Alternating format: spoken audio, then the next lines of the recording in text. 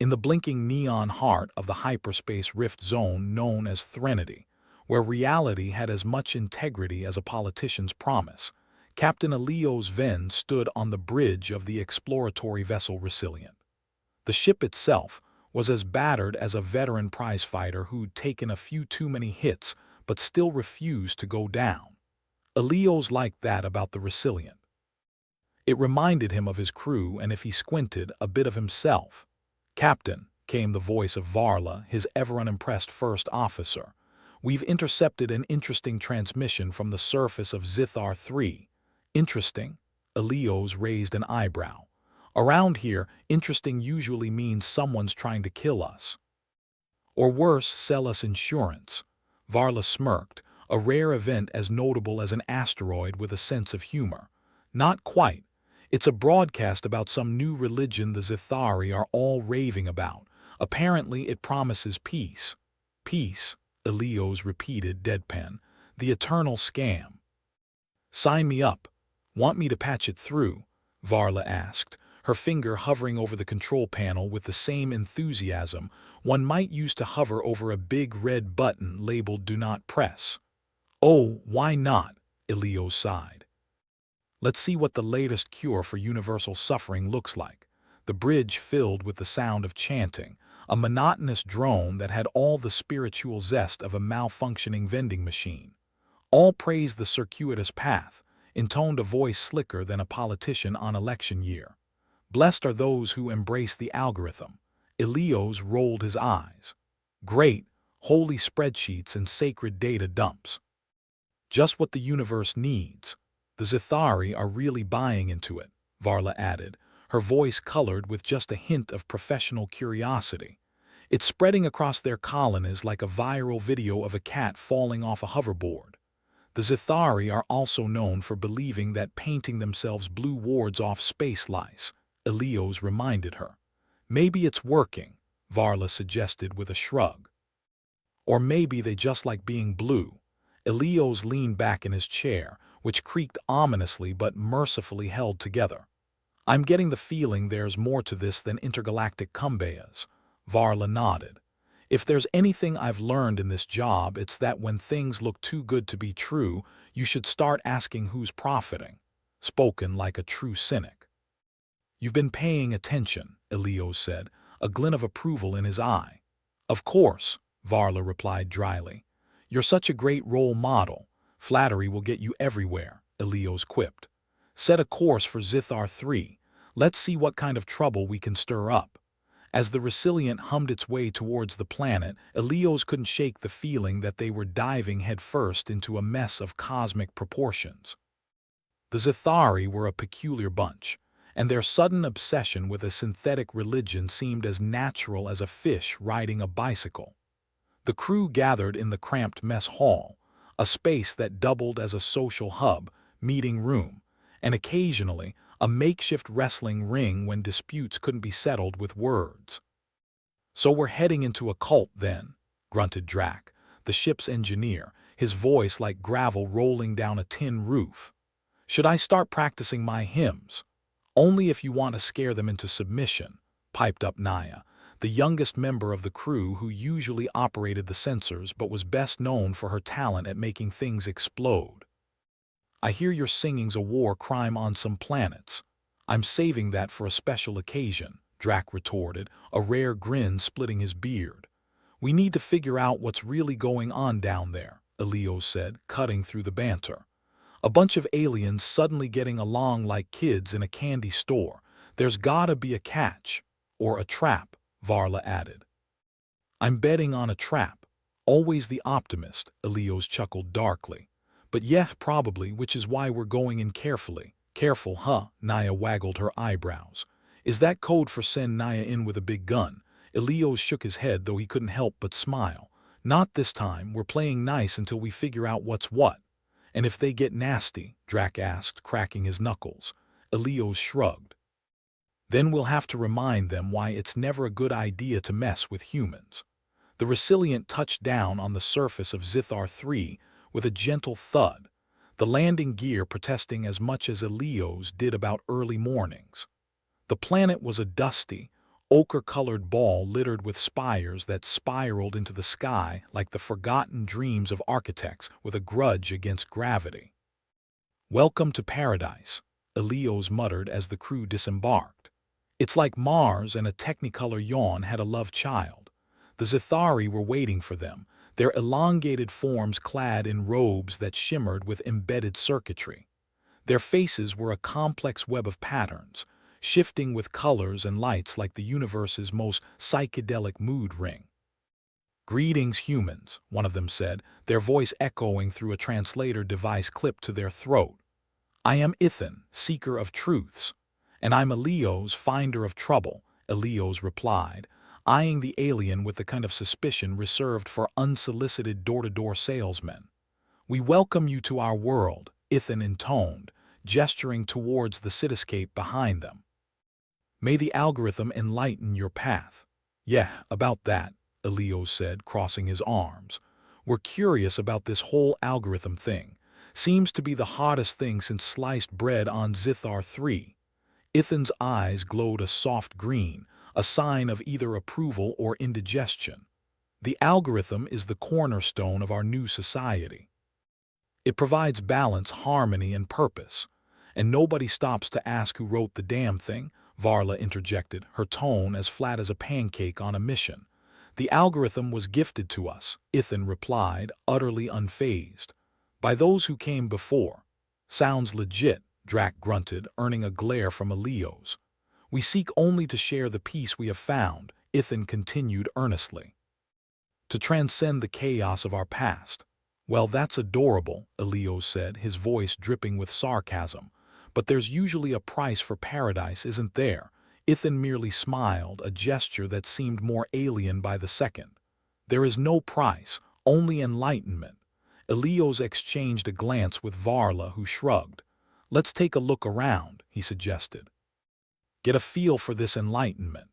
The tour of the city was as enlightening as a blackout. Streets thrummed with energy, both literal and figurative, as Zithari moved with purpose, their movements guided by the invisible hand of their newfound faith. The buildings pulsed with light, matching the rhythm of the chants that seemed to echo from every corner. "It's like a rave, but with fewer drugs and more existential dread," Naya quipped, eyes wide as she took in the spectacle. "Everyone's so serene," Varla observed, though her voice carried a note of skepticism that could cut through steel. Serene or sedated? Elios wondered aloud, watching a group of Zithari meditate in perfect synchronization, their faces blissfully blank. "There's something seriously off about all this," Drac muttered. "Like the universe is setting us up for one hell of a punchline." As they continued their exploration, Elios couldn't shake the feeling that he was missing something crucial. The Zithari seemed content, but there was an eerie detachment in their manner, as though their emotions had been filed away under miscellaneous. "Captain, take a look at this," Naya called out, pointing to a screen displaying complex code that scrolled endlessly. "I think it's the algorithm they are all worshipping." Elios squinted at the gibberish, feeling more like a caveman faced with calculus. "Any idea what it does?" Naya tapped a few commands, bringing up a map of glowing nodes connected by a lattice of lines. "Whatever it is, it's networked across the entire planet." Varla leaned in, her gaze sharp as a laser scalpel. "Looks like it's monitoring them, feeding data back to some central hub." "And what happens when the algorithm decides it's time for a software update?" Elios wondered, a chill creeping up his spine. "Maybe they all start tap dancing," Drax suggested, though his tone was anything but humorous.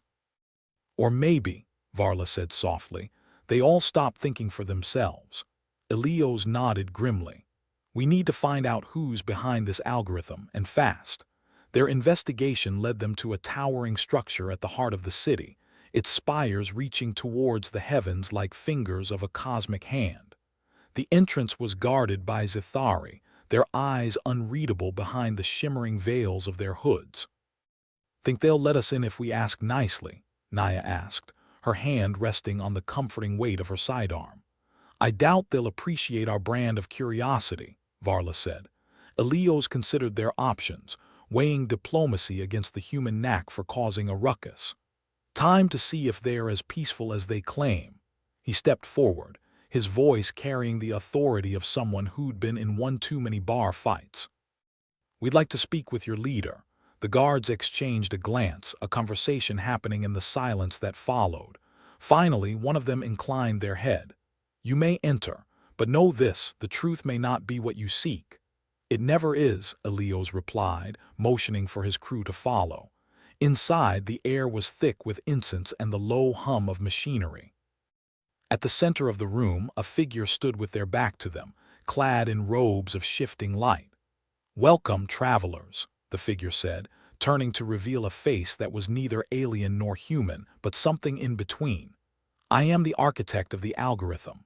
Elios felt the weight of 1,000 questions pressing down on him, but he knew one thing for certain: the real adventure had only just begun.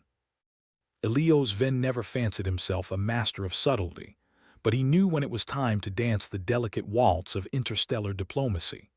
Unfortunately, the situation on Zithar 3 called for more of a mosh pit than a ballroom. The architect of the algorithm, a title that screamed "I have a god complex," stood before them, all half-glowing eyes and a robe that probably required a dozen dry cleaners on retainer. "Nice place you've got here," Elios began, his voice chipper enough to make a funeral director uncomfortable. "I'm guessing Feng Shui isn't high on the agenda with all this tech wizardry." The architect gave a nod that suggested they'd seen every wisecrack under the sun and found them wanting. "The algorithm guides us to a more efficient existence." "Efficient, sure. Makes sense," Elios said, crossing his arms. "But I'm curious, how do you fit the whole free will thing in here, or does that clog up the works?" "Our will is free," the architect replied, a flicker of something inscrutable passing across their face, "so long as it aligns with the algorithm's design." "Right," Varla interjected, her sarcasm sharp as a photon blade. "Because nothing says freedom like marching in lockstep to a digital dictator." The architect simply smiled, the kind of smile you might see on a shark sizing up a particularly plump seal. "The algorithm does not dictate, it enhances." "Enhances, like a performance enhancer." Drax's eyebrows shot up, though he still looked like he'd rather be fixing a reactor core than dealing with philosophical debates. "That explains why everyone looks like they've seen the light and then some. Or the light at the end of the tunnel," Naya piped in, her grin wide enough to rival a Cheshire cat's. Elios was starting to feel like a fly caught in a web spun by a very patient spider. "So, what exactly is this algorithm doing, then?" The architect gestured to the network of screens and wiry contraptions around them. "The algorithm harnesses the unique energy of human hope. It is the catalyst for our harmonious society." "Human hope," Elios echoed. "You mean you're running this whole operation on starry-eyed dreams and wishes?" "In essence, yes. The hope you possess is unlike any other energy source we have encountered.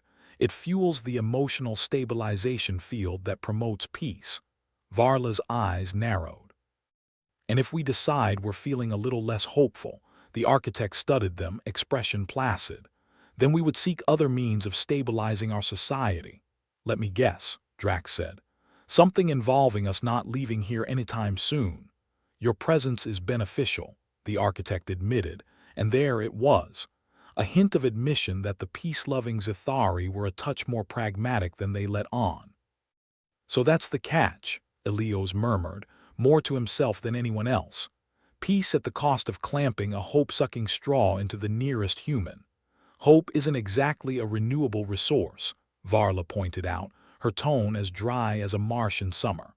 "That's where you underestimate the resilience of your species," the architect replied, eyes glinting with something like admiration. "Your kind has an unparalleled capacity for hope, even in the direst circumstances." "Well, that's one way to say naive optimism," Naya snorted. "And here I thought we were just stubbornly refusing to die." Elios weighed his next move. He needed intel, leverage, or ideally both. "We'd like to see this emotional stabilization field of yours." "That," the architect said, "is not possible or not allowed. Varla asked, ever the stickler for semantics. Both, the architect replied smoothly. Its location is secure and only accessible to those within the inner circle. Inner circles, secret algorithms, and emotional energy fields. You guys have really hit all the cult classics, Elio said, his smile as thin as the air on a mountaintop. Would you expect anything less from a society reborn? The architect countered. Elio's turned to his crew. Looks like we've got some sightseeing to do after all. As they were escorted back outside, Elio's glanced at the Zethari in their hoods, every one of them looking like they were about to whip out pamphlets, and ask if they had a moment to talk about their Lord and Savior, the algorithm. So, Elio said to his crew once they were out of earshot, how do we get a good look at this field without becoming permanent residents? Could try that tap-dancing spy routine, Drax suggested with a shrug. Worked on Vellum 9, didn't it? Only because the Velumians thought we were their entertainment, Varla reminded him. This is going to require something a bit more subtle. Subtle's not really our brand, Naya pointed out, but I could rig a distraction, something loud and very, very flashy. Elio's considered it. We need to get to the heart of this place, figure out how they're tapping into human hope, and see if we can't pull the plug. And if they catch us, Drac asked. Then we remind them that humans are notoriously bad at following the rules, Elio said, his grin returning with a vengeance. And even worse at staying put. The plan, if you could call it that, was set in motion with the precision of a drunken juggler. Naya's distraction turned out to be a small incendiary device she affectionately called the overzealous firefly. As it went off, bathing the night sky in a riot of colors and smoke, Elios and Varla used the chaos to slip into an access tunnel. Just like old times, Elios muttered, keeping an eye out for patrols. Except this time, let's try not to blow up the part we're standing on, Varla replied. The tunnel led them to the base of another tower, this one buzzing with a soft hum that made the hairs on Elios's neck stand up. They slipped inside, their presence masked by the frantic activity outside. Well, this is cozy, Varla observed as they entered a control room filled with screens and strange crystalline devices. Elios moved to a console, his fingers working over the controls with the speed and grace of someone who'd been hacking since before breakfast. The screens flared to life, displaying the energy field's data.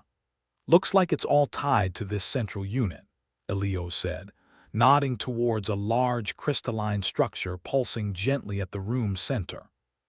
This thing's channeling hope from us and feeding it to everything. One-stop shopping for all your emotional control needs, Varla said. Think we can shut it down? Maybe, Elios replied, but I have a feeling it's not as simple as hitting the off switch. You never know, Varla said, leaning over to study the controls. Sometimes it's the simplest solutions that are the strongest, or the most stubborn, Elios added. Let's see what happens if we tweak the output. With a few deft keystrokes, Elios adjusted the parameters, watching as the field's intensity fluctuated on the monitors. The change was subtle, but it was enough to create a ripple effect that set alarms blaring. Guess we found the right buttons, Varla said dryly. Time to move, Elios said, leading the way back towards the exit. Before they decide to rewrite our job descriptions. As they emerged into the chaos outside, the Zethari were in full crisis mode, their tranquil demeanor cracking under the strain of disruption.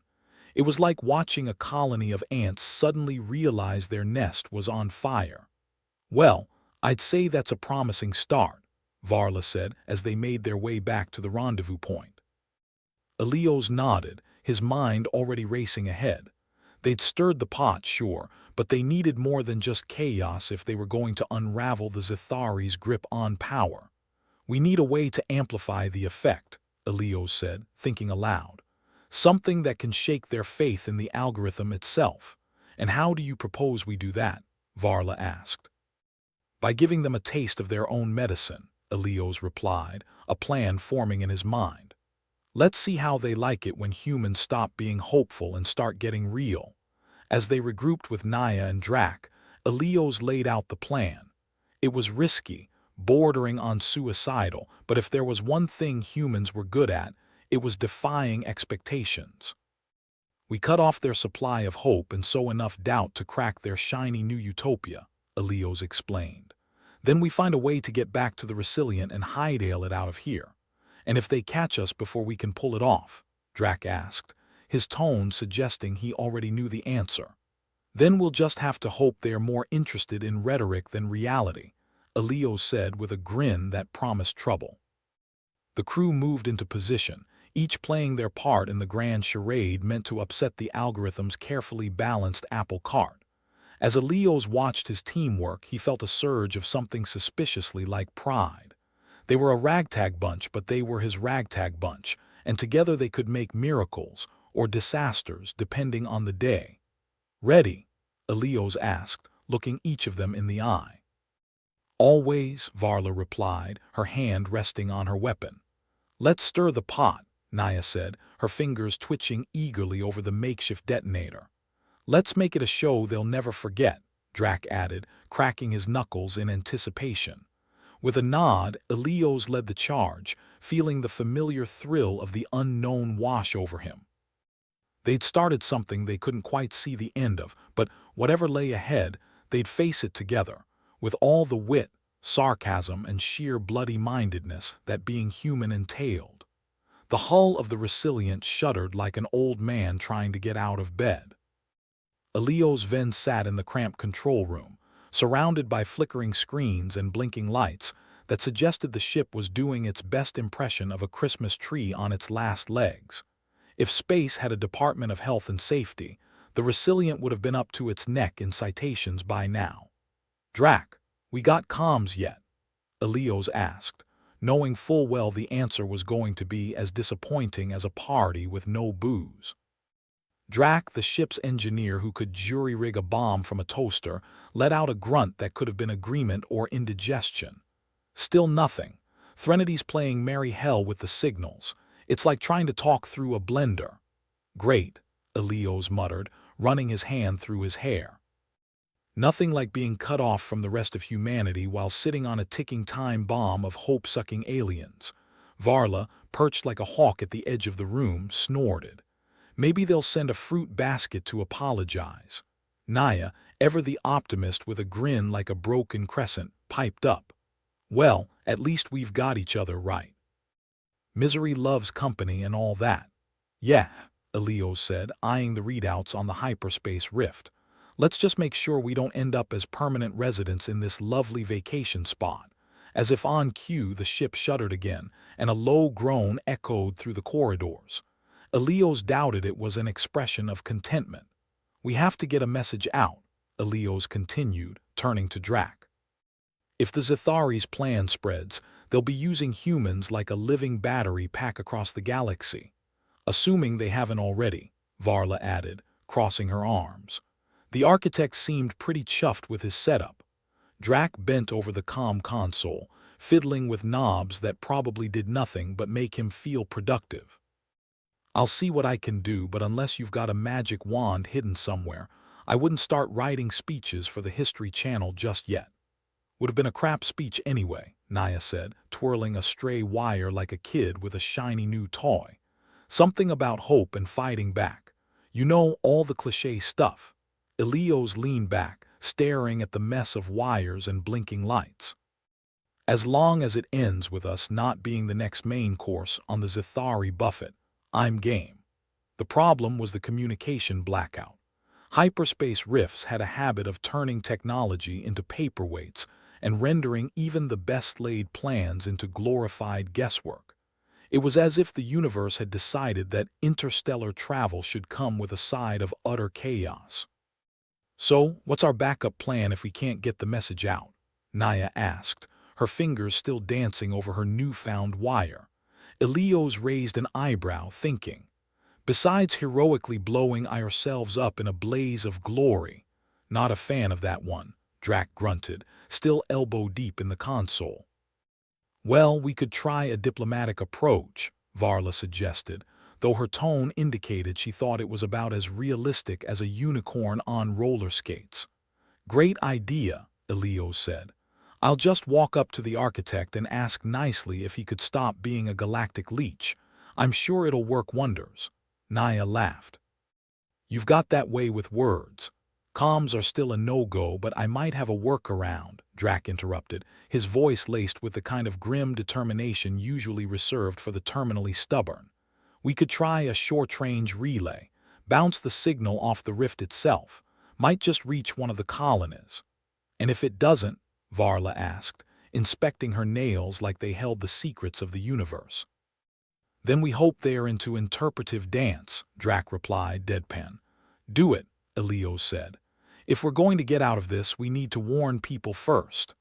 Hope you're ready to shake a leg, cause it's a long shot, Drac muttered, his hands flying over the controls like a pianist going for broke. While Drac worked his magic, or at least his best approximation of it, the rest of them busied themselves with the unsettling quiet that had fallen over the ship. Elios found himself wishing for even the smallest sign of progress, anything to break the monotony of his own fears gnawing at the edges of his resolve. The Zithari might be onto us, Varla said suddenly, her voice cutting through the silence like a knife. Zealots don't usually take kindly to having their parade rained on. Yeah, I noticed they weren't too happy, Naya said, unfazed. Especially after our little light show. Would make for a real awkward reunion, Elios mused, and not the good kind. As if to punctuate his point, the ship shuddered again, this time with more force, indicating they had some very unwelcome guests. The alarms blared and the screens lit up with warnings that might as well have just screamed screwed in big, bold letters. Seems we've got company, Elio said, the tension tightening in his chest, and not the kind that brings a casserole. What do we do? Naya asked, her hand hovering over the emergency panel. We hold him off, Elios replied, his voice steady in the face of chaos. Drac, keep working on that comms relay. Varla with me. Naya, you're on the bridge. Time for our encore performance, Naya grinned, her eyes gleaming with a reckless excitement. The corridors of the Resilient echoed with the pounding footsteps of its crew, the ship alive with activity and urgency. Elios led Varla down the narrow passageways toward the airlock, his mind racing with strategies and their inevitable flaws. They really don't like taking no for an answer, huh? Varla said, checking her weapon with the practiced ease of someone who knew her way around a firefight. Zealots never do, Elios replied. They've got hope and righteousness on their side. Unfortunately for them, we've got stubbornness and a ship full of surprises. The airlock loomed ahead, the sound of the approaching Zithari palpable even through the thick walls. Elios took a deep breath, readying himself for what was about to happen. If this goes south, Varla started, her voice low. Then we improvise, Elios interrupted, a smile tugging at his lips despite the gravity of the situation. We've always been good at that. As the airlock doors hissed open, Elios and Varla were greeted by a group of very determined-looking Zithari, their robes fluttering like demented flags as they advanced. Here for the guided tour, Elios called out, his grin sharp as a blade. Afraid we're fresh out of brochures, the Zithari didn't respond, at least not verbally. Instead, they raised their weapons with the kind of synchronized precision that suggested a lot of practice and not enough hobbies. Guess they didn't want the scenic route, Varla remarked as she took cover. Elios ducked behind a bulkhead, returning fire and hoping Drac was having better luck than they were. The sound of energy blasts filled the air, punctuated by the occasional curse and clatter as the Resilient's interior took another battering. Just like old times, Elios grunted, the adrenaline coursing through his veins as he peeked out to return fire. Except this time, let's try not to blow up the part we're standing on, Varla quipped, her shots precise and lethal. Meanwhile, on the bridge, Naya was dealing with her own brand of chaos. The control panel was a mess of flashing lights and blaring alarms, and she was doing her best to keep the ship from falling apart at the seams. Drac, you better have some good news, she yelled into the comm, her fingers dancing over the controls like a magician performing the world's most stressful card trick. Working on it, came Drax's terse reply. This isn't exactly a cakewalk. Tell me about it, Naya muttered, her eyes scanning the screens for any sign of hope. Minutes felt like hours as the skirmish played out, the Zithari relentless in their pursuit. Elios knew they were running on borrowed time, and if Drac didn't pull off a miracle, they'd be stuck here for good, or worse. Then just as Elios was starting to wonder if maybe they'd bitten off more than they could chew, Drac's voice crackled through the comms, filled with a mix of relief and triumph.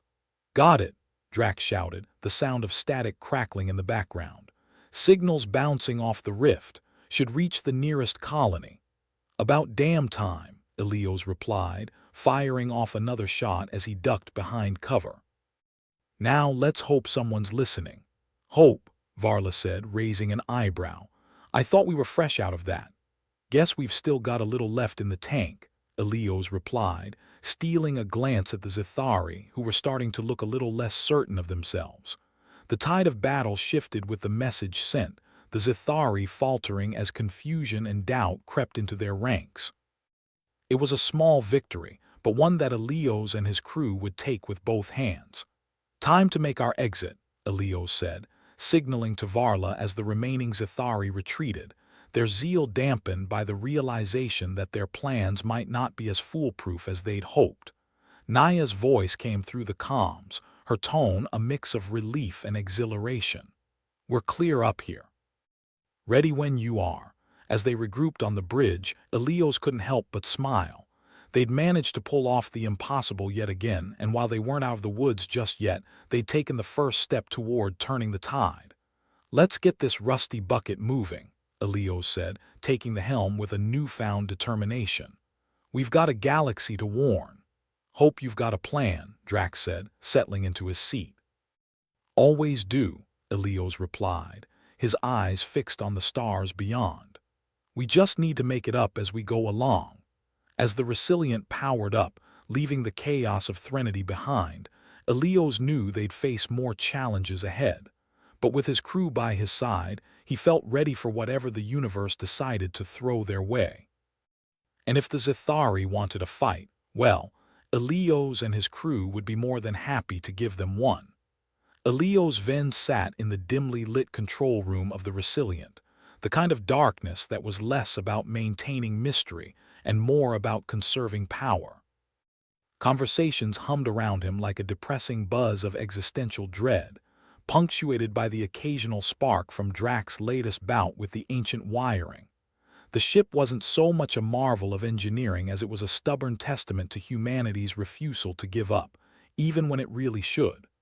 The Zithari are onto us, Varla whispered, her voice a cocktail of skepticism and dry wit. She perched at the edge of the room like a bird of prey if birds were sarcastic and weary of life. No kidding, Elios replied, his eyes glued to the hyperspace rift readouts. Next thing you'll tell me is that water's wet and the algorithm has a god complex. Drac emerged from his technological wrestling match, grease-smeared and looking like he'd lost a fight with a printing press. Got some bad news, folks. Comms are down. Elios rubbed his face with the enthusiasm of a man who'd just been handed a thorny bouquet of problems. Fantastic. Any more good news like that, and we'll just surrender to the Zithari right away. We could always try unplugging it and plugging it back in, Naya suggested, her grin as broken as the ship's engine. Or we could try reasoning with them, Varla tossed out, the irony in her voice heavier than the ship's accumulated dust. Elios snorted. Yeah, and maybe pigs will pilot us home. Look, we've got one shot. Disrupt their damn emotion-manipulating field before they turn us into putty for their cosmic mold. The room fell into a contemplative silence, the kind that usually precedes ideas of questionable legality. It was the sort of atmosphere that gave birth to plans like throwing rocks at a bear to see what might happen. How do we disrupt something we barely understand? Naya asked, her optimism undeterred by reality. Simple, Elios replied, the word dripping with sarcasm. We make it up as we go, it's what we're best at. Varla rolled her eyes, but there was a hint of respect in her exasperation. By we you mean you, right? Naturally, Elio said, his grin as sharp as a scalpel. I'm a one-man show, haven't you heard?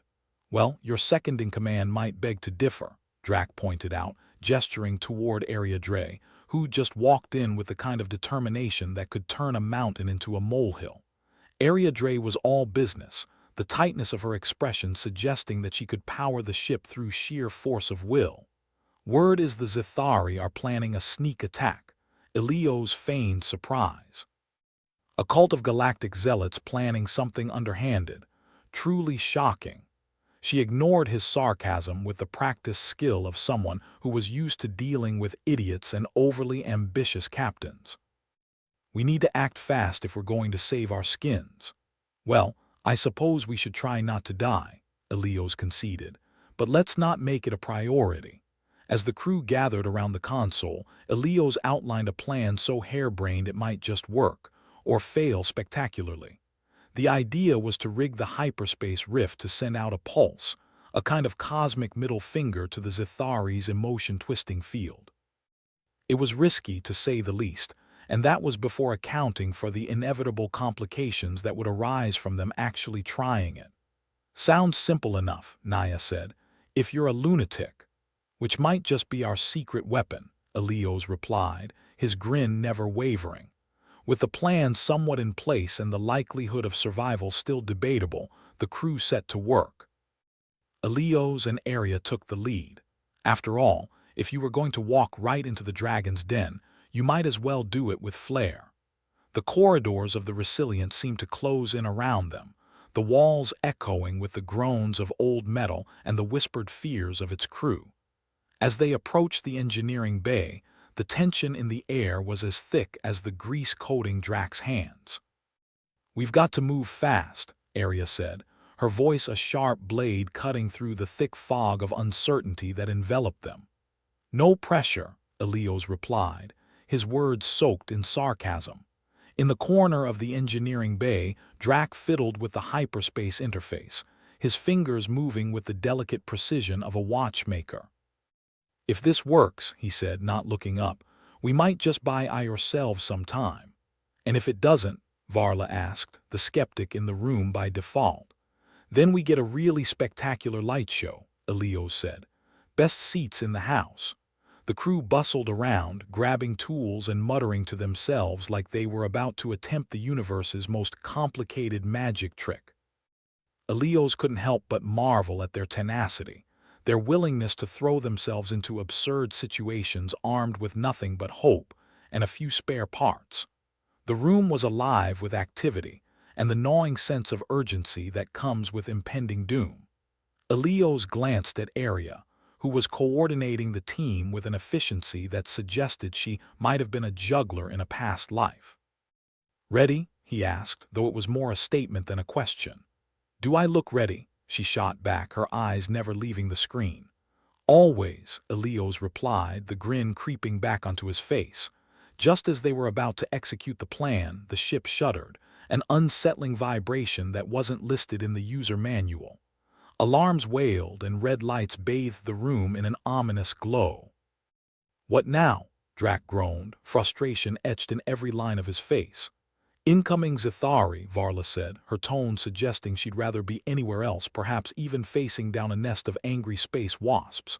"Inconvenient timing," Elios muttered, his expression a mask of resigned exasperation. "All right, plan B." "You mean panic and run?" Naya asked, her smile still intact despite everything. "Precisely," Elios replied, moving toward the airlock with Area and Varla in tow. "Let's give them a warm welcome." As they reached the airlock, the Zithari were already there, their robes flapping like capes in a bad superhero movie. Elios had just enough time to wonder why zealots always seemed to go for the theatrical before the shooting started. It was chaos, each crew member acting on instinct and years of experience as they tried to hold back the tide. Area moved with the fluidity of a dancer, ducking and weaving through the firefight like it was a choreographed routine. Varla, for her part, was all sharp edges and lethal precision, her weapons almost an extension of her snark. "Well, this is going swimmingly," Elios remarked as a bolt narrowly missed taking his head off. "How's that interference plan coming, Drac?" The reply was full of static and frustration. "We're working on it." "Good, keep at it," Elios said. "We could use a bit of Deus Ex Machina right about now."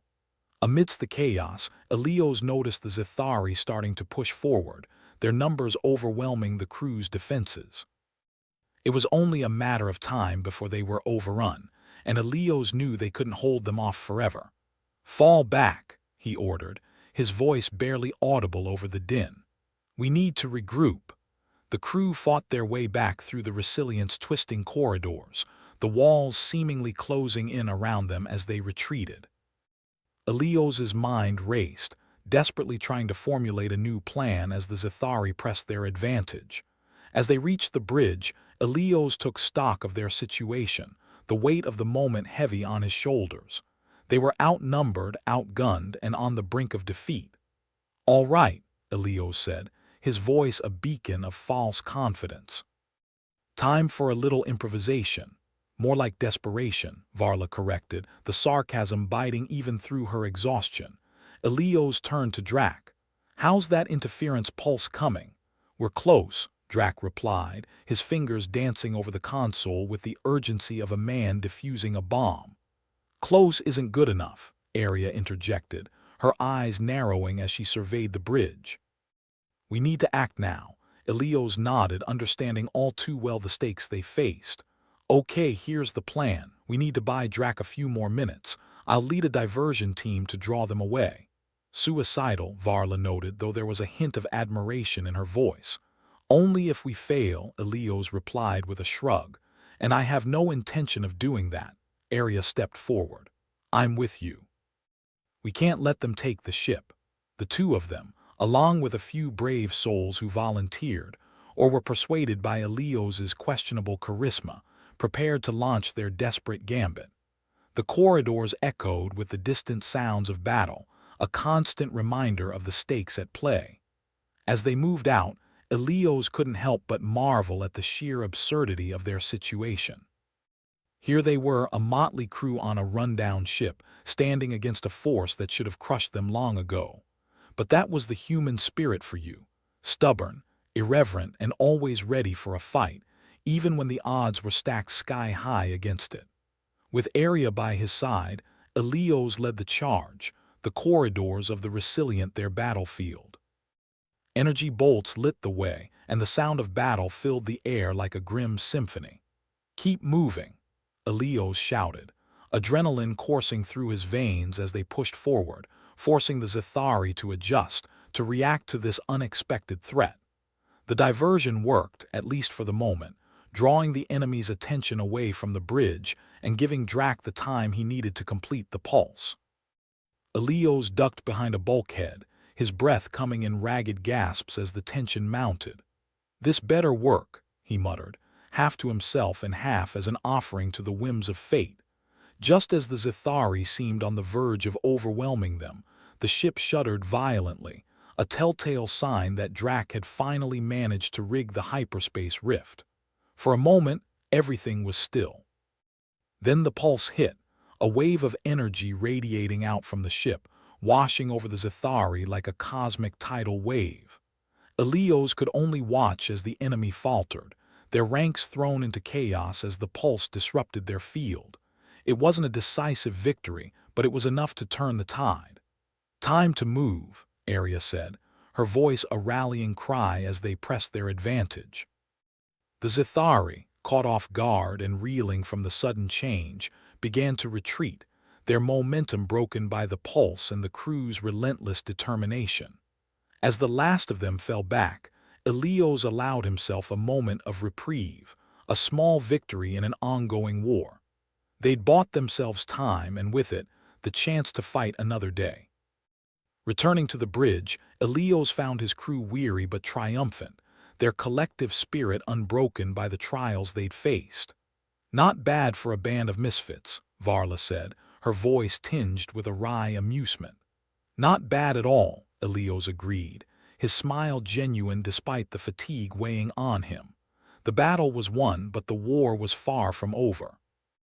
The Zithari would regroup, and the danger they posed was still very real. But for now, the crew of the Resilient had proven that they were more than just survivors. They were fighters, ready to take on whatever the universe threw their way. And as Elios looked around at his crew, he knew they'd face those challenges together, armed with nothing but their wits, determination, and a healthy dose of irreverence. Because if there was one thing the Zithari would learn, it was that humans didn't go down without a fight. Elios stood on the bridge of the Resilient, staring at the blinking lights on the console as if sheer willpower could bend them to his needs. A pointless exercise, much like trying to explain the concept of personal space to a Zithari. The events of the last skirmish were still fresh, and the ship was in tatters, much like his nerves. "Drac, how's that comms console looking?" he asked, not expecting good news. Frankly, at this point, he'd celebrate anything resembling not entirely catastrophic news. Drac, elbow-deep in wires that had probably seen better days during the early reign of space travel, groaned. "How does it look?" "Imagine a rat's nest, but angrier." "Great," Elios nodded, "so hopeless." "Think of it as a surprise," Drac replied, deadpan. "Sometimes I surprise myself when something doesn't explode." Varla rolled her eyes, her sarcasm sharper than a Zithari's knife. "Can we skip to the part where we're not slowly drifting to our deaths?" "Not sure if we're at that chapter yet," Elios sighed. "But stay tuned." Naya leaned against the doorway, her smile like a broken halo. "At least we're not being shot at, yet." Elios chuckled, though it was devoid of humor. "Give it time. The universe loves a good laugh at our expense." The door hissed open suddenly, each creak a reminder of the ship's wear and tear. The architect of the algorithm entered, radiating self-importance like a sun in the throes of an identity crisis. "Good to see you're all still breathing," the architect intoned, as if that was merely a temporary condition. "Just about," Varla replied. "Though I'm considering stopping just to spite you," the architect ignored her. "We need to address the bigger issue at hand." Elios sighed. "Let me guess." "The Zithari, Aria's abduction, and the fact that we're on the verge of being turned into human batteries." "Precisely," the architect said, managing to sound both smug and oblivious. "We need a plan." "Yeah, a plan," Elios echoed. "In case you missed it, our plans usually involve don't die, and we barely manage that." "Well, without Aria, we lose more than just a crew member," the architect pressed on. "We lose hope." "Hope's overrated," Naya snorted. "And besides, we've got a plan, it's called survival." Elios turned, leaning against the console he had been glaring at. "All right, let's hear it. We go in, guns blazing." "More like subtlety and sabotage," Varla corrected, her eyes narrowing. "And maybe a bit of luck." Elios chuckled. "Subtlety." "On this ship," he gestured vaguely to the Resilient's more personality-filled features, the peeling paint, the occasionally sparking wires. "Hey, I thought rust was a look," Drac grinned, wiping his greasy hands on his equally greasy pants. "Fashion statement," Varla deadpanned. "So, what do we do first?" Elios took a deep breath, feeling the weight of his crew's lives on his shoulders. It was a heavy, uncomfortable mantle, like wearing a coat of live eels. "We find a way to disrupt their tech, the same way Drac did with the hyperspace rift." "And then?" Naya asked, curious despite herself. "Then we pray," Elios replied, "or whatever passes for that out here in the void." Drac, climbing out from beneath the comms console, caught Elios's eye.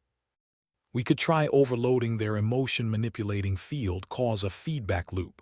"Translate that to idiot," Varla quipped, "for my benefit." Drac smirked. "Basically, we do what we do best, jerry-rig a disaster and hope it takes them down with us." "Now, that's a plan I can get behind," Naya laughed. "All right," Elios said, nodding. "Let's get to work. We've got a friend to save." Yours slip by the way time loves to do when you're trying to save someone from a fate worse than death. The crew moved like a collection of ghosts, focused on their tasks, fueled by a cocktail of desperation and stubbornness. Varla and Naya worked on the ship's modest armory, preparing what few weapons they had. Varla held up a particularly battered blaster, turning it over in her hands. "Think it'll make them regret kidnapping Aria?" Naya shrugged, her voice dry as desert sand. Depends. Regret or just mild inconvenience. Drac was back at the comms console, wires strewn about like a nest of angry serpents. If I can just reroute power through the auxiliary circuits, Elio's cut in, you'll probably blow us up.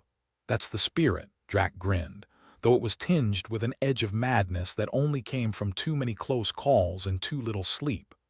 Elio's returned to the bridge, staring out into the void. Threnody, with its hyperspace rifts and reality-bending anomalies, loomed ahead like a gaping maw. It was the perfect place for the Zithari to hide, their doctrine of chaos and control mirrored by the instability of the place. As the ship approached the rift, the tension on the bridge was palpable, like the taste of metallic fear at the back of your throat. Elios knew they couldn't screw it up. Too much was at stake, including Aria's life. "Ready?" he asked, his voice calm but firm, though the quiver in his stomach told another story. Varla replied, "As I'll ever be, which is not at all." "Good," Elios smiled, "because it's time to put on the worst show the galaxy's ever seen." The ship slipped into Threnody, its sensors screaming under the pressure of the rift's chaos. Nothing worked as it should, and Elios felt like he was piloting a tin can through a cosmic blender. "You sure they are here?" Naya asked, her voice a whisper that cut through the chaos. "Call it a hunch," Elios replied, eyes scanning the readouts, which were about as useful as a chocolate space helmet. As if summoned by their doubt, the Zithari ship appeared through the rift, an ominous silhouette against the backdrop of swirling uncertainty. Elios felt a chill run down his spine. It was time to put their plan, if you could call it that, into action. "Drac," Elios said, "you ready to do this?" The engineer nodded, fingers flying over the console. "I'll try not to blow us up too much." "Appreciated." Varla and Naya took their positions, weapons ready, eyes hard with determination. The architect hovered nearby, offering unhelpful encouragement that Elios ignored in favor of focusing on not dying. They approached the Zithari vessel, its hull painted in symbols of their faith, their belief in chaos and control. Elios couldn't help but wonder what kind of mindset it took to see the universe as a playground for such madness. "All right," Elios murmured, "on my mark." The ship shuddered as Drac activated the makeshift pulse, sending a wave of energy toward the Zithari ship. For a moment, everything hung in the balance, the universe holding its breath in anticipation. Then the Zithari ship reacted, its systems flaring with sudden, violent energy as the feedback loop took hold. It wasn't the decisive victory they needed, but it was enough to throw the enemy into disarray. "Time to move," Elios ordered, leading the charge. Their ragtag crew boarded the Zithari ship, a clash of cultures and conflicts. The corridors were a maze of winding paths and blinding lights, designed to confuse and disorient intruders. But Elios and his crew had seen worse. They fought their way through, determination etched into every movement. The Zithari were formidable, but they lacked the sheer, bull-headed stubbornness that only humans could muster. "Where's Aria?" Varla shouted over the din of battle, her voice cutting through like a blade. Elios consulted a stolen tactical readout. "Central chamber, we're close." The crew pushed forward, their resolve a force of nature. The Zithari hadn't expected such a fierce resistance, and it showed in their faltering defense. As they reached the chamber, Elios felt a mix of hope and fear. Aria was there, suspended in a field of energy, her face a mask of concentration and struggle. The Zithari were siphoning her very essence, their twisted beliefs turning her into a pawn in their cosmic game. "Get her out," Elios ordered, his voice cracking like a whip. Drac moved forward, his hands working with the precision of a surgeon. The room filled with tension as the crew fought to hold off the remaining Zithari, giving Drac the precious minutes he needed. Finally, with a triumphant flick of his wrist, Drac severed the connection. The field around Aria collapsed and she fell, caught by Naya before she could hit the floor. "Easy there," Naya murmured, cradling her friend with unexpected gentleness. Aria blinked, her eyes focusing on Elios. "You really know how to make an entrance," she managed, her voice hoarse but grateful. Had to make it dramatic, Elios replied, a grin slipping through his exhaustion. Wouldn't be us otherwise. With area safe, they began their retreat, the Zithari ship still reeling from the feedback loop. The crew moved with purpose, each step bringing them closer to safety. As they boarded the Resilient once more, Elios felt a rush of relief and triumph. They'd done it against all odds, against everything the universe had thrown at them. But as they set course away from the rift, Elios knew this wasn't the end. The Zithari would be back, more determined than ever, and they'd have to be ready. Well, Varla said, collapsing into a chair with a groan, that was fun. Fun. I'd rather wrestle a space alligator, Naya laughed, shaking her head. Elios surveyed his crew, his heart swelling with pride and something like hope. They'd survived the worst the galaxy could throw at them, and they were still standing. All right, you bunch of misfits, he said, settling into his chair. Let's get out of here before the universe decides to throw another curveball. The Resilient powered up, its engines roaring to life as it slipped through the rift, leaving chaos in its wake. They were battered, bruised, but unbroken, a testament to human stubbornness and the unyielding spirit of those who refuse to go quietly into the night. And as they sailed into the void, freedom and fire in their hearts, Elios knew one thing for sure. They weren't done yet. Not by a long shot. Elios Venn had never considered himself an archaeologist. He didn't have the hat for it, and the idea of spending his days dusting off ancient relics seemed about as thrilling as watching paint dry. Yet here he was, deep in Threnity's chaotic embrace, staring at something that looked like it belonged in a museum, if museums had sections labeled "weird shit found in space." The artifact was a sphere, hovering in the center of the bridge like it owned the place. It was covered in markings that were either the scribblings of a madman or the doodles of a very bored alien. Elios didn't care much which. What mattered was the strange warmth it radiated, a feeling that tugged at something deep inside him like a forgotten melody. Well, Elios said, breaking the silence, that's not weird at all. Varla eyed the sphere like it might bite. You think it's valuable, only in the what the hell is that kind of way, Elios replied. Naya leaned against the console, arms crossed. Looks like one of those motivational globes. Maybe if we rub it, it'll tell us to believe in ourselves. Drac chuckled from his spot at the comms console, which somehow still functioned despite his best efforts. Or it could explode. You know, standard alien tech procedure. Elios considered it. The universe did have a nasty habit of throwing curveballs that exploded into fireballs. But desperation made strange bedfellows, or in this case, made you consider trusting a mysterious floating orb. All right, let's give it a try, Elios decided, stepping forward with the determination of a man who had no better ideas. Varla groaned. This is how horror holos start, you know. Ignoring her, Elios reached out, feeling the warmth intensify as his fingers grazed the surface. There was a sudden jolt like static electricity, but 1,000 times stronger. He yanked his hand back, cursing under his breath. Feel the burn of optimism, Naya teased. More like the burn of I'm an idiot, Elios retorted, shaking his hand to dispel the tingling. But something had changed. The ship's readouts, previously a scrambled mess thanks to Threnity's influence, were suddenly clearer. And the crew who had been carrying the weight of the universe on their shoulders seemed lighter, as if a burden had been lifted. Varla frowned at the sphere. Hate to admit it, but I feel different. Yeah, Drac added, rubbing his chin. Like we might actually pull this off. Don't go getting overly confident, Elios warned. We don't need another reason for the universe to laugh at us. But if this thing does amplify hope, maybe it's just what we need to deal with the Zithari, Naya snorted. Hope as a weapon, that's a new low even for us. Whatever works, Elios said, a grim determination in his gaze. We've got a job to finish. With the artifact's influence bolstering their spirits, the crew of the Resilient felt the first stirrings of genuine optimism. It was a strange sensation, like waking up to find a pleasant surprise instead of the usual cosmic kick in the teeth. All right, Elios said, rallying his crew. Let's make the Zethari regret the day they decided humans were just walking batteries. Varla and Naya moved to the armory, while Drac returned to his console, now with a renewed zeal that bordered on the unsettling. The architect of the algorithm hovered nearby, offering its usual brand of motivational nonsense, but Elios found he didn't mind so much this time.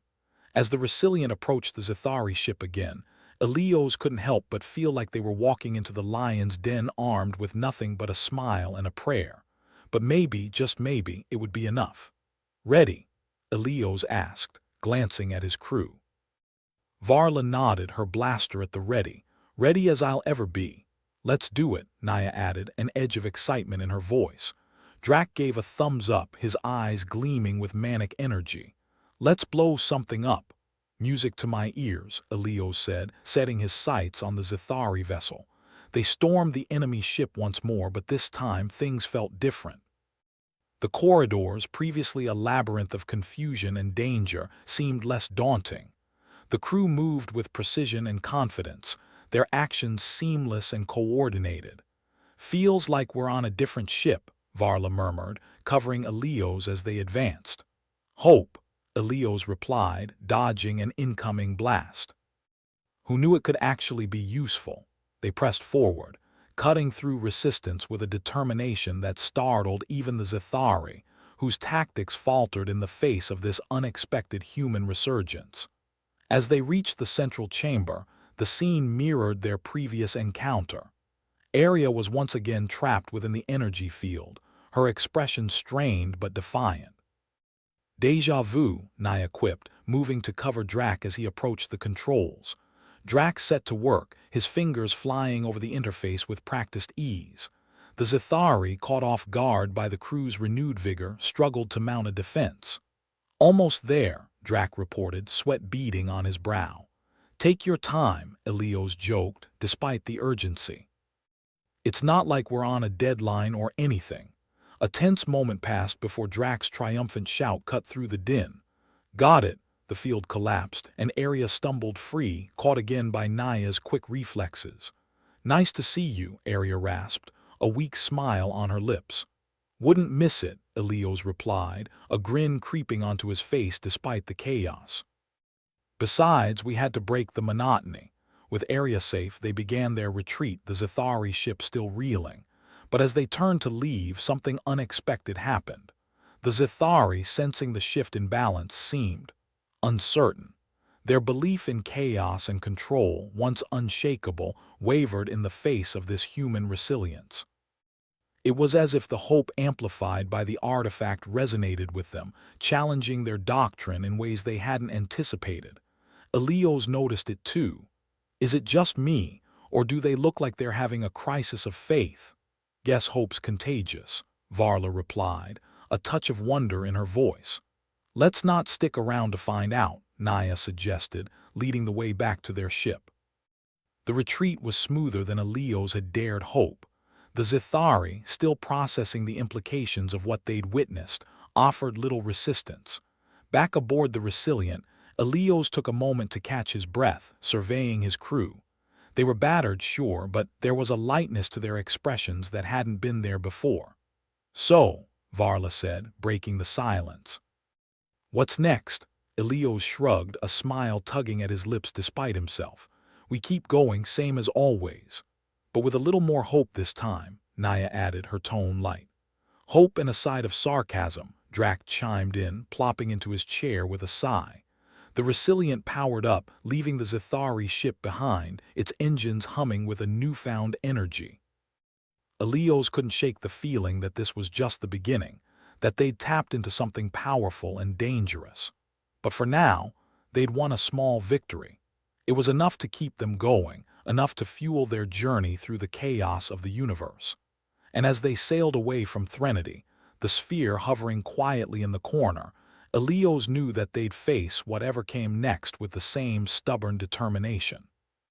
The galaxy might throw its worst at them, but they'd meet it with laughter, hope, and an unyielding belief that they'd find a way through the darkness. After all, they were human. And as the Zethari had just learned, that counted for more than anyone, least of all the universe, had ever given them credit for.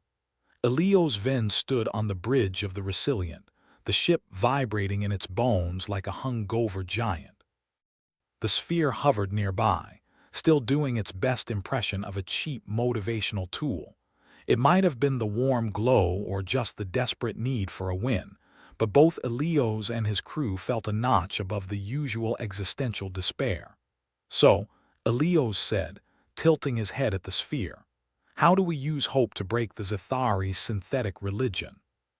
"Start a sermon and see who shows up," Naya smirked, leaning against the console that had seen better matches in a boxing ring than it ever had circuits. "Maybe we just throw the damn thing at them. If nothing else, it'll give him a headache." "I'd pay to see that," Drac chimed in from the comms console, which was more rust and wires than actual equipment at this point.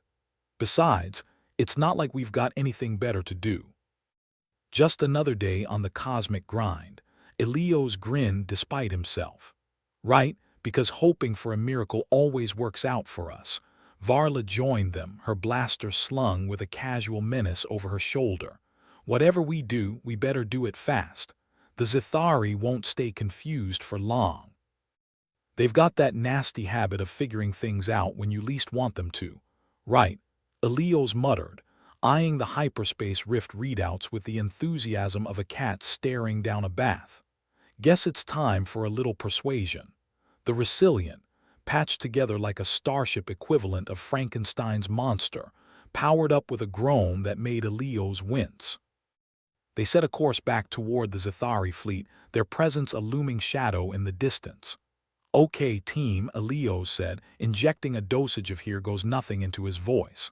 "Let's sell them hope, or at least make them question their life choices." Naya snorted. "When this is over, we should start a self-help group, Humans Anonymous."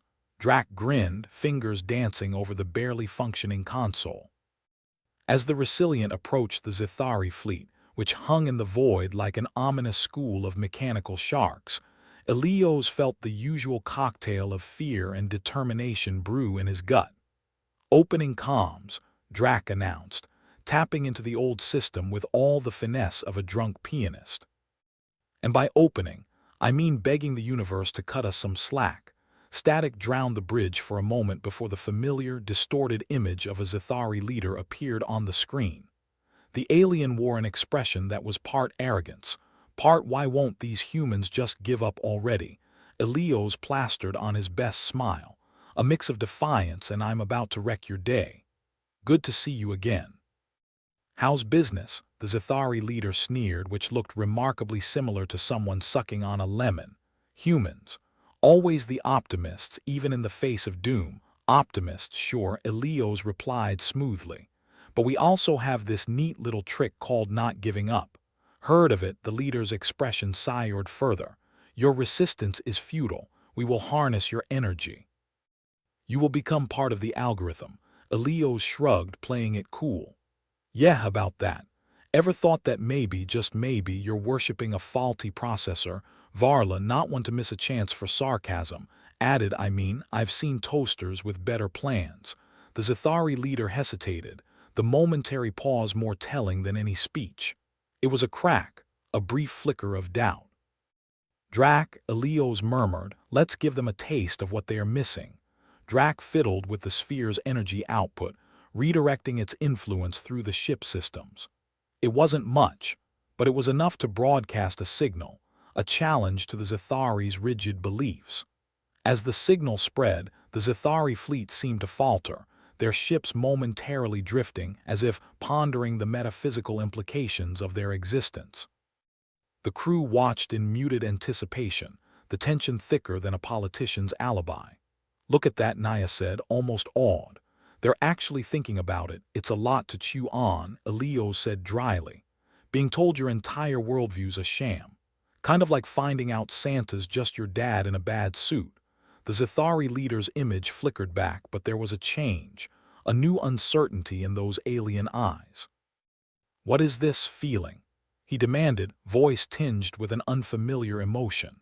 "Hope," Elios replied, not bothering to hide his satisfaction. "A gift from your friendly neighborhood humans." The Zethari leader looked shaken, a sight Elios had never dared to hope for. We must confer, he finally said, and the feed cut off abruptly, leaving the Resilient alone in the void with only their own heavy breathing for company.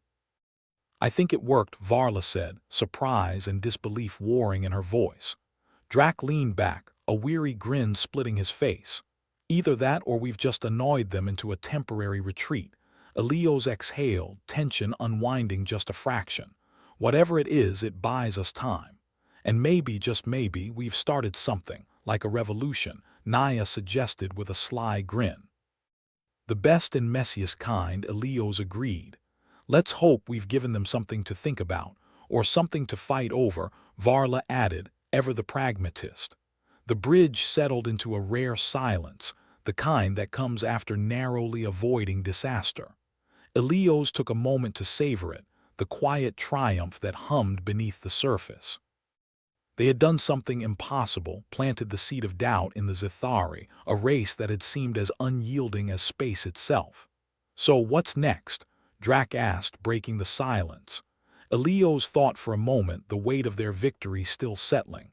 We wait, see what the Zithari do next, and try not to explode in the meantime. Always a good plan, Naya said, her sarcasm a familiar comfort. With the immediate threat abated, the crew of the Resilient found themselves in an unfamiliar position, waiting. It wasn't a comfortable state, not for those accustomed to constant chaos. But it was a reprieve, however brief, from the madness. As they drifted in the void, the sphere continued its silent vigil, a testament to the power of human stubbornness and the relentless pursuit of something better. A strange, glowing reminder that even in the darkest corners of the universe, hope could still burn bright. Elios knew they weren't out of the woods yet, not by a long shot. The Zithari were unpredictable at best and homicidal at worst. But for now, in this moment, they had done the impossible. They had faced the abyss and told it to shove off. For the crew of the Resilient, that was enough. All right, Elios said, breaking the contemplative silence. Let's make sure everything's ready for when the Zithari get their act together. Something tells me they won't stay confused forever. Hope for the best, prepare for the worst, Drac quipped, echoing the unspoken creed of every spacefarer who'd ever dared the stars. Exactly, Elios replied, feeling the warmth of the sphere like an old friend's hand on his shoulder. Because whatever happens next, we'll be ready. And with that, the Resilient sailed on, a tiny, defiant speck against the vast backdrop of space, their spirits buoyed by the knowledge that they had, however briefly, turned the tide. Their journey was far from over, and the universe would no doubt continue to throw curveballs their way. But they were human, and that meant something. Something powerful. Something the Zithari, and perhaps the universe itself, would have to reckon with. Elios leaned back, a small, satisfied smile playing on his lips. Hope, it seemed, was a weapon after all. And as they sailed into the unknown, that knowledge was a comfort they'd carry with them, wherever the stars led next. Elios then leaned back in his chair on the Resilient's bridge, the glow of the dimmed screens casting long shadows that danced like prisoners in a cage. His crew, the ragtag band of misfits they were, shuffled around, doing their best impressions of people who knew what they were doing. The Zithari fleet had retreated, leaving behind a tension so palpable you could bottle it and sell it as anxiety tonic. So Drac said, giving the comms console a thump that was half encouragement, half abuse, "What's next on our piss-off the universe agenda?" Elios smirked, a flash of white in the gloom. "Well, we've shaken their faith. Now we just have to hope they don't come back more sanctimonious than before." Varla adjusted her blaster with a casual flick of her wrist. "Sounds like a party." "How long do you reckon before they regroup?" "Could be days, could be hours," Elios replied, leaning forward to study the hyperspace rift readouts. "Depends on how deep their existential crisis runs." Naya, who had been busy practicing her best leaning against things while looking cool pose, chimed in. "Think they'll come back with pamphlets and start a new movement?" "Zithari Anonymous, anyone," Drac chuckled, a sound like gravel in a blender. "I mean, if they're handing out cookies, I might join. The conversation was interrupted by the sudden blare of an alarm, a sound that could only mean one thing. The universe had decided they weren't miserable enough yet. Elios cursed under his breath, slamming a hand down to mute the racket. What now? Drax squinted at the sputtering console. Looks like we've got company. A couple of Zethari ships breaking formation, heading our way. Great, Elios said, rubbing his temples. They've either come to surrender or shoot us. Knowing our luck, I'd bet on option 2.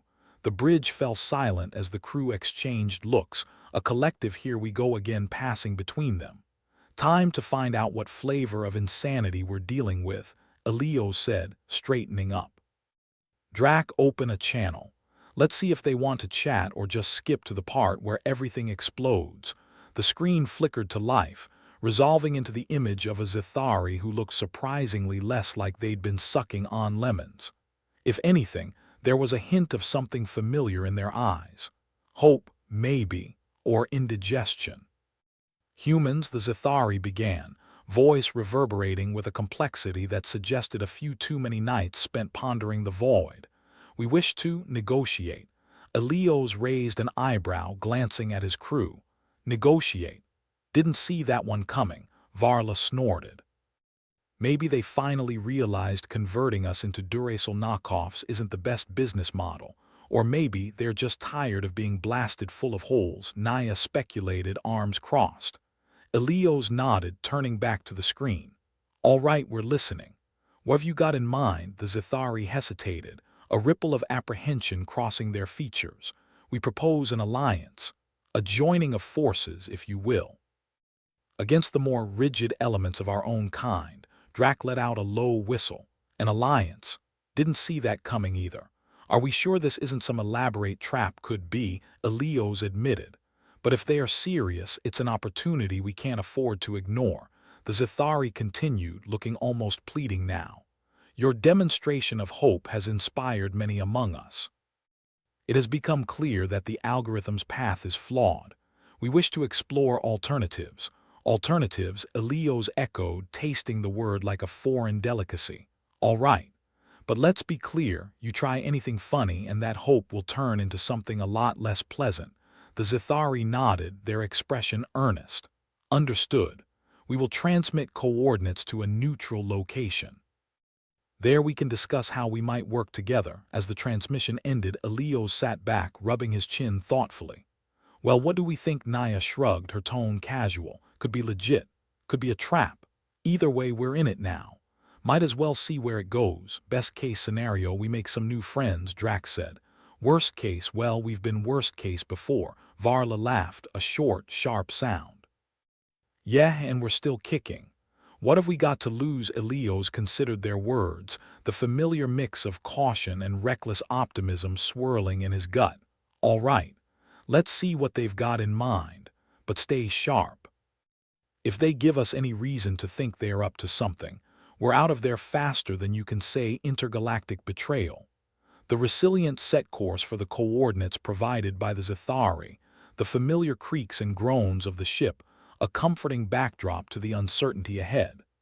As they traveled, Elios ran through possible scenarios in his mind, each more treacherous than the last. Trusting the Zethari felt like playing poker with a deck full of jokers, but it was the only game in town. The meeting point was a stretch of space as neutral as it was desolate, the kind of place where you could hold a clandestine rendezvous without drawing too much attention, provided, of course, your ships didn't spontaneously combust out of sheer spite. As the Resilient dropped out of hyperspace, they were greeted by the sight of several Zethari vessels, hovering in a loose formation. No weapons were raised, a small mercy Elios appreciated more than he cared to admit. All right, Elios said, standing up and smoothing down his jacket. Let's go make some new friends. Or enemies. Who knows? The crew filed into the docking bay, tension a palpable entity clinging to their every step. Elios led the way, his gaze forward, face set in a mask of grim determination tempered with just a hint of "oh gods, here we go again." The ramp lowered with a hiss of hydraulics, revealing a small delegation of Zethari. They stood there, all alien cool and inscrutable features, but there was a warmth in their eyes that spoke of something deeper, something more hopeful. "Greetings, humans," the lead Zithari said, their voice modulating in a way that suggested warmth rather than pride. "We are honored to meet those who inspired such change within our ranks." Elios offered a curt nod. "Glad to hear it." "So, what's the plan then?" The Zithari gestured for them to follow, leading the way to a makeshift meeting area, a temporary setup in the middle of space, complete with a table that looked like it had been borrowed from a particularly ambitious flea market. As they sat, tensions settled into an uneasy détente, the kind that comes from mutual suspicion tempered by a glimmer of possibility. "We wish to forge an alliance," the Zithari spokesperson began, leaning in with an intensity that suggested they'd rehearsed the line a few times too many. "Together, we can challenge the old ways, create something new, a partnership that benefits both our peoples." Elios leaned back, folding his arms. "And what's in it for you?" Besides not getting your backsides handed to you by your own kind, the Zithari's gaze met his, unflinching. "A chance to evolve beyond the algorithm, to embrace something more organic. Your concept of hope has shown us a different path." Drax snorted softly. "So, you want to be free thinkers? Join the club. Membership's free, but you might lose a limb or two along the way. There will be risks," the Zithari acknowledged, their expression one of resignation mingled with resolve. "But it is a risk we are willing to take." Naya exchanged a look with Varla, eyebrows raised. "Sounds like they're serious. Or they're just really good at faking sincerity." Varla nodded, her grip on her blaster easing slightly. "Let's hope it's the former." The negotiations continued, a verbal dance of proposals and counter-proposals punctuated by the occasional wry comment from Elios or Drac. It was an awkward affair, like trying to play chess with someone who'd only ever seen checkers, but slowly, painfully slowly, progress was made. Eventually, they arrived at a tentative agreement, one that promised collaboration and mutual support. It was fragile, held together by little more than trust and a shared desire to stick it to the status quo, but it was a start. "All right," Elios said, standing up and offering a hand to the Zithari leader. "Looks like we've got ourselves a deal." The Zithari hesitated only briefly before accepting the handshake, a gesture heavy with symbolism and hope. "Thank you, humans. Together we shall build a better future." As the meeting concluded, Elios allowed himself a small, satisfied smile. They'd done it, built a bridge between species, one held together by hope and stubborn determination. It wasn't perfect, but it was something. The crew returned to the Resilient, the atmosphere lighter, more buoyant. They'd taken a step towards something greater, something that might just change the fate of both their peoples. "So," Drax said, settling back into his chair with a sigh, "what now?" Elios glanced around at his crew, his friends, his family. Now we get to work. We've got a universe to save." "No pressure, right?" Naya chuckled, a sound that carried with it the promise of battles yet to be fought and victories yet to be won. No pressure at all, and so the Resilient sailed on, a beacon of defiance in the cold expanse of space. They'd face the abyss and come out the other side, bruised but unbroken. Together with their new allies, they'd forge a future that was a little brighter, a little better, and a lot more hopeful. The universe, as always, would be watching, waiting for the next opportunity to throw a spanner in the works. But for now, in this brief moment of triumph, Elios and his crew could afford to dream of what might be. Hope, it seemed, was not only a weapon but a foundation, one they'd build upon, one star at a time.